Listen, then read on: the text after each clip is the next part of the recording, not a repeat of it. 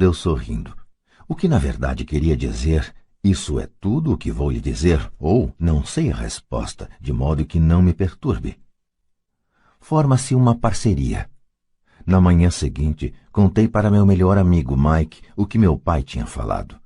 Tenho a impressão de que Mike e eu éramos os únicos garotos pobres da escola.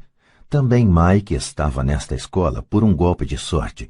Alguém tinha traçado aleatoriamente a linha divisória dos distritos escolares e nós acabamos na escola dos garotos ricos. Não éramos pobres de verdade, mas sentíamos como se fôssemos porque os demais garotos tinham luvas de beisebol novas, bicicletas novas, tudo novo. Mãe e pai nos davam o básico, comida, teto e roupa, mas isso era tudo. Meu pai costumava falar, se você quiser alguma coisa, trabalhe para obtê-la. Queríamos muitas coisas, mas não havia muito trabalho disponível para garotos de 9 anos. E então como ganhamos dinheiro? Perguntou Mike. Não sei, respondi. Mas você quer ser meu sócio? Ele concordou e naquele sábado de manhã, Mike se tornou meu primeiro sócio nos negócios. Gastamos toda a manhã imaginando formas de ganhar dinheiro. De vez em quando falávamos dos caras legais que estavam se divertindo na casa de praia de Jimmy. Sentíamos uma certa mágoa, mas era uma mágoa boa, pois nos inspirou a ficar pensando em como ganhar dinheiro. Finalmente, nessa tarde, um lampejo surgiu em nossas mentes. Era uma ideia que Mike havia tirado de um livro de ciências que lera. Empolgados, demos um aperto de mão e a sociedade agora tinha um objetivo. Durante as semanas seguintes, Mike e eu percorremos a vizinhança pedindo aos vizinhos que guardassem para nós os tubos vazios de pasta de dentes. Intrigados, muitos adultos concordavam sorrindo. Alguns perguntavam o que estávamos fazendo. Respondíamos, não dá para contar, é um segredo de negócios. Conforme as semanas passavam, mamãe ficava nervosa. Tínhamos escolhido um lugar perto da máquina de lavar roupas para estocar nossa matéria-prima. Numa caixa de papelão que contivera vidros de molho de tomate, acumulava-se nossa pilha de tubos de pasta de dentes usados. Finalmente, mamãe deu uma bronca. Não aguentava mais ver aquele monte de tubos espremidos na maior confusão. O que vocês estão fazendo, garotos? Perguntou. E não me venham novamente com a desculpa de que é um segredo de negócios. Deem um jeito nessa bagunça ou jogo tudo fora. Mike e eu argumentamos, explicamos que em breve teríamos o suficiente para começar a produção. Dissemos que estávamos esperando que alguns vizinhos acabassem de usar suas pastas para que pudéssemos recolher os tubos. Mamãe nos deu uma semana de prazo. Antecipamos a data do início da produção. A pressão aumentava. Minha primeira sociedade já estava sendo ameaçada por uma notificação de despejo do nosso armazém, feita por minha própria mãe. Mike se encarregou de apressar o consumo das pastas, informando que os dentistas recomendavam a escovação mais frequente dos dentes. Comecei a instalar a linha de produção. Um dia meu pai chegou em casa com um amigo para mostrar como os garotos operavam a linha de produção a todo vapor perto da garagem. Por todo o lugar havia uma fina poeira branca. Numa mesa comprida se alinhavam embalagens de leite trazidas da escola e no forno japonês da família as brasas do carvão brilhavam gerando o máximo de calor. Papai caminhava com cuidado, o carro fora estacionado próximo ao portão da rua porque a linha de produção estava na frente da porta da garagem. Quando ele e seu amigo se aproximaram, viram uma vasilha de aço em cima das brasas e dentro dela os tubos de pasta de dentes derretiam. Naquela época não havia tubos de pasta de dentes de plástico, eles eram de chumbo. Por isso, depois que a pintura queimava, os tubos dentro da vasilha derretiam até ficarem líquidos. Com a ajuda do pegador de panela da mamãe, nós despejávamos o chumbo derretido através de um pequeno furo nas embalagens de leite, que estavam recheadas de gesso. O pó branco do gesso, que ainda não fora misturado à água, estava por toda parte. Com a pressa tínhamos derrubado o saco de gesso e parecia que toda a área fora atingida por uma nevasca. As embalagens de leite vazias serviam para fazer moldes de gesso. Meu pai e seu amigo nos observavam enquanto vertíamos o chumbo derretido num pequeno buraco no topo de um cubo de gesso. Cuidado, disse meu pai. Fiz que sim com a cabeça sem olhar para cima. Quando terminei de colocar o chumbo derretido, larguei a vasilha e sorri para meu pai.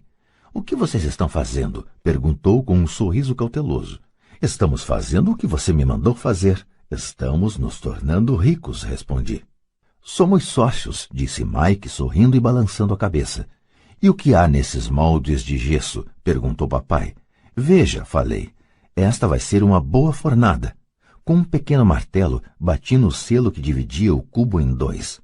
Com cuidado, puxei a parte de cima do molde de gesso e uma moedinha de chumbo caiu. Minha nossa, falou papai. Vocês estão cunhando moedinhas de chumbo? Certo, falou Mike. Estamos fazendo o que o senhor disse. Estamos fazendo dinheiro. Em inglês, usa-se a mesma expressão para significar fazer e ganhar dinheiro, make money. O amigo de meu pai se virou e caiu na gargalhada. Meu pai sorriu e balançou a cabeça. À sua frente estavam, além do fogo e da caixa de tubos de pasta de dentes vazios, dois garotos cobertos por uma poeira branca rindo de orelha a orelha. Meu pai pediu que largássemos tudo e nos sentássemos com ele no degrau da frente de casa. Sorrindo, nos explicou carinhosamente o que significava a palavra falsificação. Nossos sonhos estavam desfeitos. Você quer dizer que isto é ilegal? Perguntou Mike com um soluço na voz. Deixe eles, disse o amigo de meu pai. Eles podem estar desenvolvendo um talento natural. Meu pai olhou para ele furioso. Sim, é ilegal, falou o papai calmamente. Mas vocês demonstraram muita criatividade e ideias originais. Continuem, estou orgulhoso de vocês. Desapontados, Mike e eu ficamos sentados uns 20 minutos antes de começarmos a arrumar a bagunça. O negócio fora encerrado no próprio dia da inauguração. Varrendo a poeira, olhei para Mike e falei. Acho que Jimmy e os amigos dele estavam certos. Somos pobres. Quando falei isso, meu pai já estava saindo. Garotos, falou, vocês só serão pobres se desistirem. O mais importante é que fizeram alguma coisa.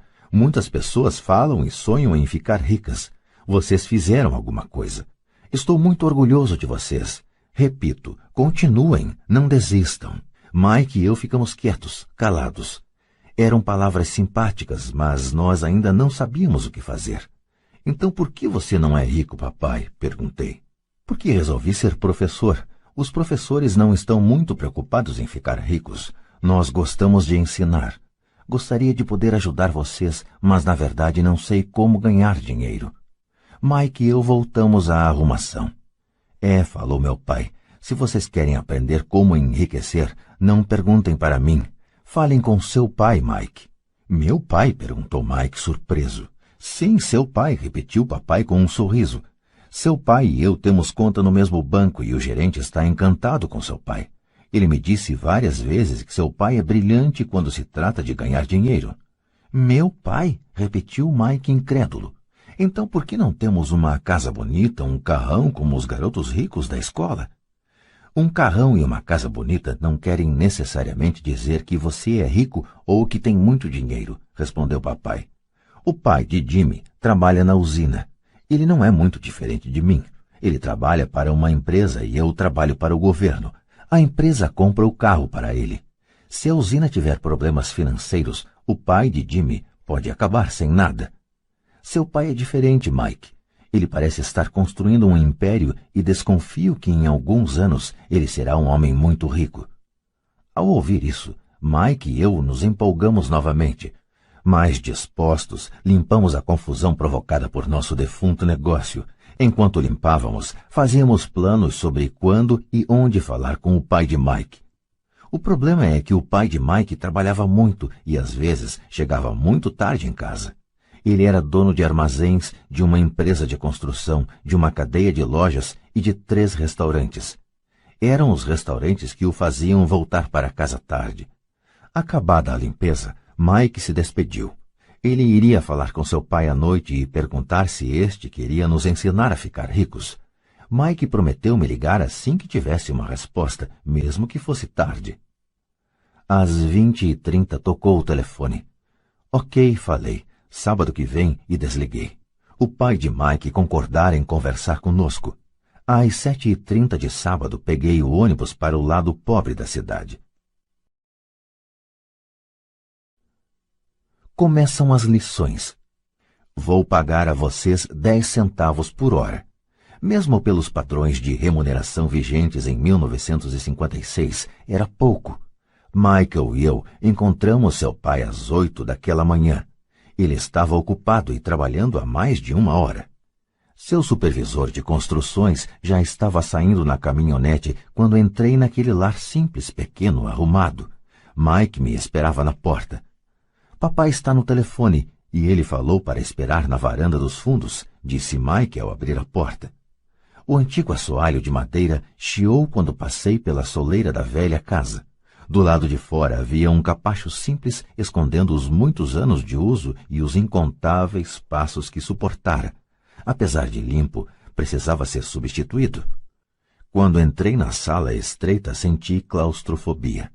O cômodo estava mobiliado com móveis que hoje seriam objeto de colecionadores. 2 mulheres estavam sentadas no sofá, eram um pouco mais velhas do que a minha mãe. Em frente às mulheres estava um homem em trajes de trabalhador. Ele vestia calça e camisa caques, bem passados mas não engomados, e calçava botas de trabalho bem engraxadas. Deveria ser uns 10 anos mais velho que papai. Diria que tinha uns 45 anos. Eles sorriram quando Mike e eu passamos em direção à cozinha, de onde se saía para um pátio nos fundos. Timidamente devolvi o sorriso. Quem são eles? Perguntei. Eles trabalham para papai. O mais velho dirige seus armazéns e as mulheres são gerentes dos restaurantes. E você já viu o supervisor das construções, que está trabalhando em um projeto rodoviário a uns 80 quilômetros daqui. O outro supervisor que cuida da construção das casas saiu antes de você chegar. Isso acontece o tempo todo? Perguntei. Nem sempre, mas muitas vezes, disse Mike sorrindo enquanto puxava uma cadeira para sentar perto de mim. Perguntei ao papai se ele vai nos ensinar a ganhar dinheiro, disse Mike. E o que ele respondeu? Perguntei com cautelosa curiosidade. Bom, primeiro me encarou com uma expressão engraçada e então falou que iria nos fazer uma oferta. Respondi balançando a cadeira para trás em direção à parede. A cadeira em que sentava se sustentava nos pés de trás. Mike fazia o mesmo. Você sabe o que ele vai nos oferecer? Perguntei. Não, mas a gente já vai descobrir. De repente, o pai de Mike passou pela porta de tela e pisou no alpendre. Mike e eu pulamos, ficando em pé não por respeito, mas pelo susto que levamos. Prontos, garotos? Perguntou o pai de Mike, puxando uma cadeira para sentar perto de nós. Fizemos que sim com a cabeça e aproximamos as cadeiras. Ele era um homem grande, com cerca de 1,80 m e 100 quilos. Meu pai era mais alto, pesava mais ou menos o mesmo e era 5 anos mais velho que o pai de Mike. Eles eram de certo modo parecidos, embora de origens étnicas diferentes. Talvez tivessem energias semelhantes. Mike falou que você quer aprender a ganhar dinheiro. É isso mesmo, Robert? Rapidamente assenti com a cabeça, não sem uma pequena sensação de intimidação. Senti muito poder por trás de suas palavras e de seu sorriso. Muito bem, eis a minha oferta. Vou ensinar a vocês, mas não como em uma sala de aula. Vocês trabalham para mim, eu ensino a vocês. Vocês não trabalham para mim, eu não ensino a vocês. Posso ensinar mais rápido se trabalharem e não fico perdendo tempo se só ficarem sentados escutando, como fazem na escola. Esta é minha oferta, é pegar ou largar. Posso fazer uma pergunta antes? Falei. Não, é pegar ou largar. Tenho trabalho demais para perder tempo. De qualquer modo, se você não puder se decidir logo, não vai aprender nunca a ganhar dinheiro. As oportunidades vêm e vão. Ser capaz de tomar decisões rápidas é uma habilidade importante. Você tem a oportunidade que pediu. As aulas começam em 10 segundos, respondeu o pai de Mike com um sorriso incentivador. Topo, respondi. Topo, respondeu Mike. Bom, falou o pai de Mike. A senhora Martin vai chegar daqui a 10 minutos. Depois que eu conversar com ela, vocês a acompanham até minha lojinha e já podem começar. Vou lhes pagar 10 centavos por hora e vocês terão que trabalhar 3 horas todo sábado. Mas hoje tem um jogo de beisebol, falei. O pai de Mike abaixou a voz e falou com seriedade. É pegar ou largar, disse. Topo, respondi, decidindo trabalhar em lugar de jogar beisebol. 30 centavos depois. Às 9 de uma bela manhã de sábado, Mike e eu estávamos trabalhando para a senhora Martin. Ela era uma mulher bondosa e paciente. Sempre dizia que eu e Mike a lembrávamos de seus 2 filhos, que já estavam crescidos e não moravam com ela. Apesar de bondosa, ela acreditava no trabalho árduo e nos fazia trabalhar. Era uma chefe rigorosa. Passávamos 3 horas pegando latas das prateleiras e espanando-as para depois recolocá-las no lugar. Era uma tarefa incrivelmente monótona. O pai de Mike, que eu chamo de meu pai rico, era dono de 9 dessas lojinhas com amplos estacionamentos. Eram as primeiras versões das lojas de conveniência. Nesses pequenos armazéns de bairro, as pessoas compravam artigos como leite, pão, manteiga e cigarros. O problema é que no Havaí, e isto aconteceu antes do ar-condicionado, não se podia fechar a porta das lojas por causa de calor. Nestas havia 2 amplas portas que davam para a rua e para o estacionamento. Cada vez que um carro passava ou estacionava, levantava poeira que se acumulava nas prateleiras. Portanto, tínhamos um emprego que duraria enquanto não houvesse ar-condicionado.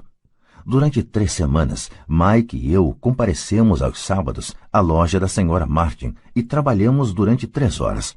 Ao meio-dia, terminava nosso trabalho e ela nos dava 3 pratinhas de 10 centavos. Mas nem aos 9 anos, em meados da década de 1950, 30 centavos eram algo muito empolgante. Na época, um gibi custava 10 centavos, de modo que, em geral, eu gastava meu dinheiro com revistas em quadrinhos e voltava para casa. Na quarta-feira da 4ª semana, eu já estava a fim de largar. Tinha concordado em trabalhar só porque eu queria aprender a ganhar dinheiro com o pai do Mike, mas agora era um escravo por 10 centavos a hora. E ainda por cima, não tinha voltado a ver o pai do Mike desde aquele sábado. Desisto, falei para Mike na hora do almoço. O almoço da escola era horrível. A escola era monótona e agora já nem podia esperar pelos sábados. Mas o que estava me perturbando eram os 30 centavos. Desta vez Mike sorriu. De que é que você está rindo? Perguntei zangado e frustrado. Papai falou que isso ia acontecer.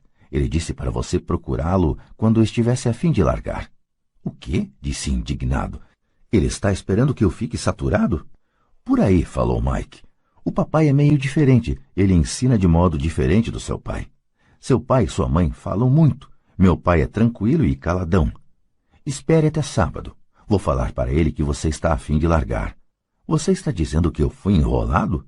Não, não é isso, mas pode ser. Papai vai explicar no sábado. Fazendo fila no sábado. Estava pronto e preparado para enfrentá-lo. Até meu pai de verdade estava furioso com ele. Meu verdadeiro pai, aquele que chamo de pai pobre, pensou que meu pai rico estava infringindo a legislação sobre trabalho de menores e deveria ser investigado. Meu instruído pai pobre me falou que eu deveria exigir o que merecia, pelo menos 25 centavos por hora. Falou ainda que se não conseguisse o aumento deveria me demitir imediatamente. De qualquer maneira, você não precisa dessa droga de emprego, falou meu pai pobre indignado.